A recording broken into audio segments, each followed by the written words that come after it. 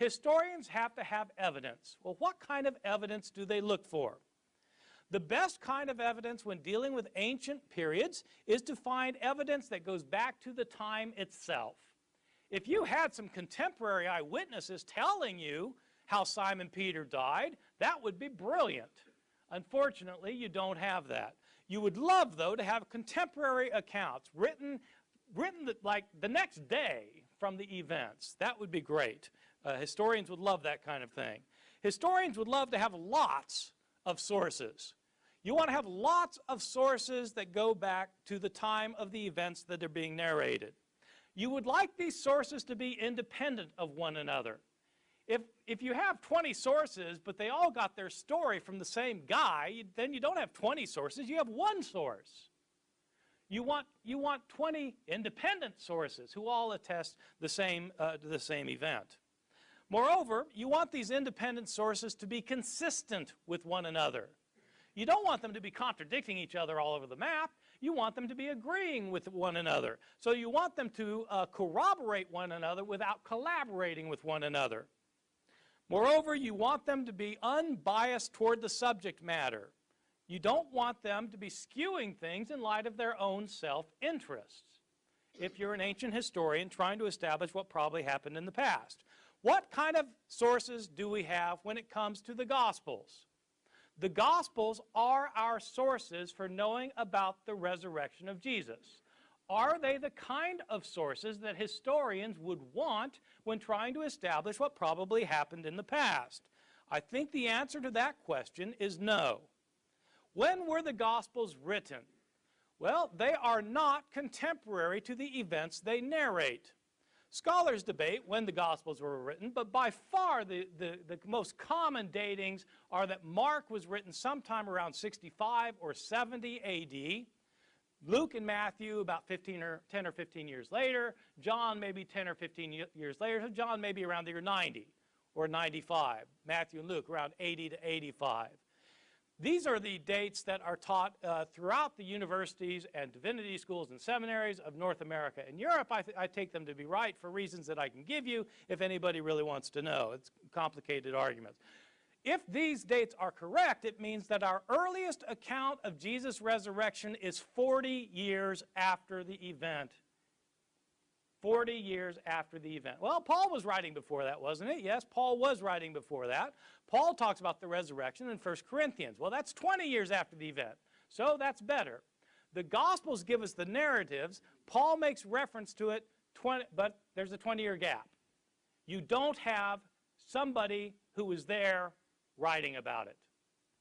Second point, none of the authors were eyewitnesses. Paul himself indicates that he was not an eyewitness, and none of the gospel writers was an eyewitness. People, of course, call the gospel books Matthew, Mark, Luke, and John. Well, they call them Matthew, Mark, Luke, and John because we don't know who wrote these books, and there's no point calling them Sam, Fred, Jerry, and Harry. I mean, they're written by people. We don't know who they were written by. They are anonymous. You might not think so because they have the title, The Gospel According to Matthew. Whoever put that title on it was an editor later. The original books are all anonymous, written in the third person. Moreover, the followers of Jesus were Aramaic-speaking peasants from Galilee, lower-class men who were not educated. In fact, Peter and John in Acts chapter 4, verse 13 are literally said to be illiterate. They couldn't read and write. Of course not. They were fishermen. They didn't go to school. The vast majority of people in the ancient world never learned to read, let alone write.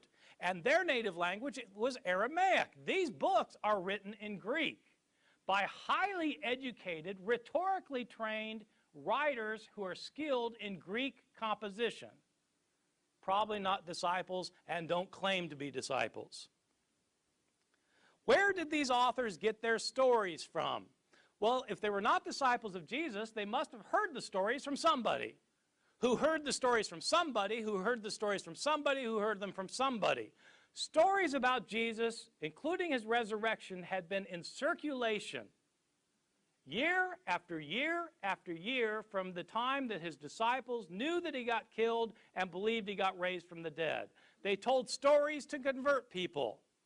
They improved the story sometimes. They changed the story sometimes. The stories got modified in the process of transmission over the course of decades before anybody wrote the stories down. These stories are based on oral reports that have been in circulation for decades. What happens to oral reports in circulation year after year, decade after decade? They get changed. What evidence do we have that the stories about Jesus' death and resurrection got changed? You can read the stories yourself. Simply read Mark's account of Jesus' death and then read John's account of Jesus' death and make a list of everything that happens in both and compare your lists. You will find that there are stunning differences. In fact, there are discrepancies. Let me give you just a list of very quick examples. What day did Jesus die on? That's a simple question, and luckily we're told in both Mark and John. In Mark's gospel, we're told that Jesus died the day after the Passover meal was eaten in Jerusalem. John tells us explicitly, chapter 19, verse 14, that Jesus died the day before the Passover meal was eaten, on the day of preparation for the Passover. That's different. He couldn't die both days. What about the time? According to Mark, he died at 9 in the morning. According to John, he wasn't condemned to death until afternoon. John 19:14. These are accounts that differ from one another. Did Jesus carry his cross the entire way to Golgotha, or did Simon of Cyrene carry it? It depends which gospel you read. Did both robbers mock Jesus, or did only one of them mock him and the other come to his defense? It depends which gospel you read. Did the curtain in the temple rip in half before Jesus died, or was it after he died? It depends which gospel you read. I can give you the references for all of these if you need me to, or you can look them up yourself. I'm not making these up. Those are just differences about Jesus' death. What about differences in the accounts of his resurrection? Well, who went to the tomb on the third day? Did Mary Magdalene go alone, or did Mary go with other women? Depends which gospel you read. If with other women, how many of them were there? What were their names? And which ones were they? It depends which gospels you read. Was the stone rolled away before the women got to the tomb or not? What did they see in the tomb? Did they see a man? Did they see two men? Or did they see an angel? Depends which gospel you read. What were they told to tell the disciples? Were the disciples supposed to stay in Jerusalem to see Jesus, or were they supposed to go to Galilee? Depends which gospel you read. Did the women tell anybody, or were they silent about it? Depends which gospel you read. Did the disciples ever leave Jerusalem? Or did they never leave, or did they leave and go to Galilee? Depends which gospel you read. My conclusion, these are not reliable historical accounts. There are too many discrepancies. The accounts are based on oral traditions that have been in circulation for decades. Year after year, Christians tried to convert others by telling them stories to convince them that Jesus was raised from the dead, and they changed their stories while trying to convince people. These authors were not eyewitnesses. They're Greek-speaking Christians living many years after the fact. They're telling stories that Christians have been telling all these years. There was nobody there taking notes. Some of the stories were invented, many were changed. For this reason, these accounts are not as useful as historians would like as historical sources. What I've given you so far is really just kind of child's play compared to the real problem of why historians cannot prove the resurrection. And this is what I want to spend my last 3.5 minutes on, the real problem. Mike and I agree that what historians try to do is establish what most probably happened in the past. That is the task of history. You can't prove the past. You can only give evidence for the past, and some evidence is more certain than other evidence. All the historian can do is show most probably what happened. What are miracles? Miracles, by definition, are the least probable occurrence of an event. If a miracle was not least probable, it wouldn't be a miracle. If somebody could walk across the lukewarm water in your swimming pool, that would be a miracle.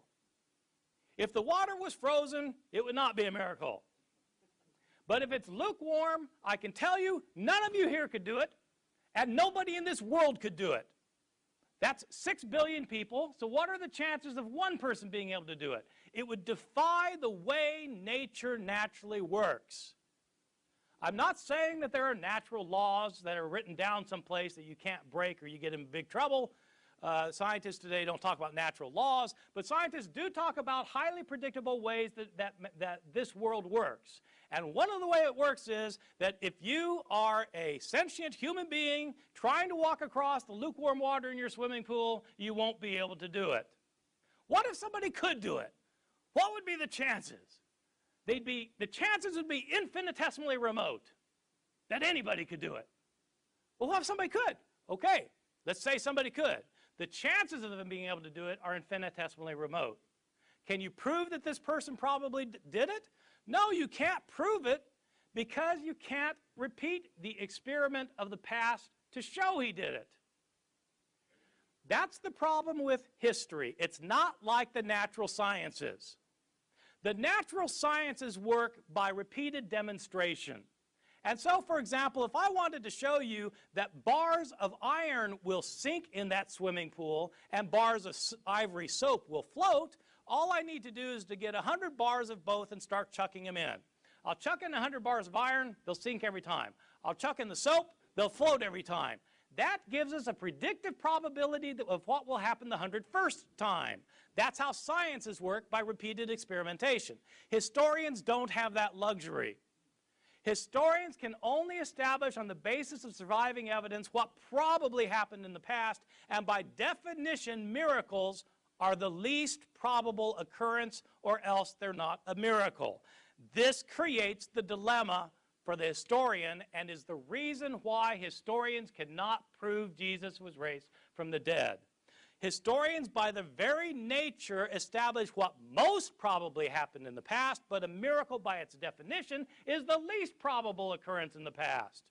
The least probable occurrence cannot be most probable. This is the problem with the resurrection. Even if it happened, it defies imagination and cannot be accepted as a historically proven event. Belief in the resurrection. If you believe in the resurrection, it is for theological reasons. The resurrection is a theological assertion about what God did to Jesus. It is not, and it cannot be, based on historical proof. Thank you.